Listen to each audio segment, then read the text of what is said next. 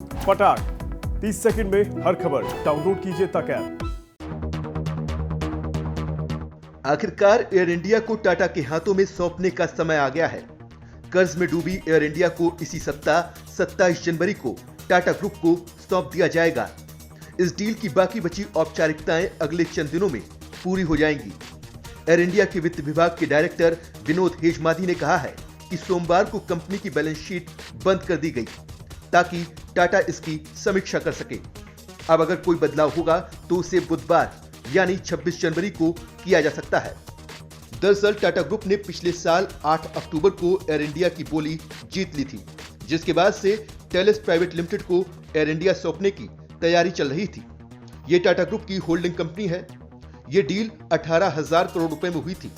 इसके बाद 25 अक्टूबर 2021 को केंद्र ने इस सौदे के लिए एसपीए पर हस्ताक्षर किए थे। टाटा ग्रुप को एयर इंडिया का मालिकाना हक मिलने के बाद नए मालिक को इससे जुड़े नाम और लोगों को अभी 5 साल तक संभाल कर रखना होगा। एयर इंडिया के साथ टाटा सन्स को उसकी सब्सिडरी एयर इंडिया एक्सप्रेस का भी मालिकाना हक मिलेगा। एयर इंडिया एक्सप्रेस सस्ती हवाई सेवाएं देती है। वहीं एयर इंडिया की ground handling company AI sets में सरकार की पूरी हिस्सेदारी टाटा सन्स को ट्रांसफर होगी। एयर इंडिया की मालिक बनने के बाद अब टाटा सन्स के पास 3 एयरलाइंस हो गई हैं। टाटा सन्स के पास पहले से ही विस्तारा और एयर एशिया में हिस्सेदारी है। इसी के साथ टाटा सन्स एविएशन सेक्टर की सबसे बड़ी कंपनी बन गई है। अब टाटा सन्स के सामने एयर इंडिया को चलाने की बड़ी चुनौती होगी।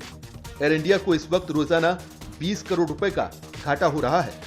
घाटे की वजह से ही भारत सरकार को एयर इंडिया को बेचने का फैसला लेना पड़ा। एयर इंडिया के ऊपर अगस्त 2021 तक 61,562 करोड़ रुपए से ज्यादा का कर्ज था।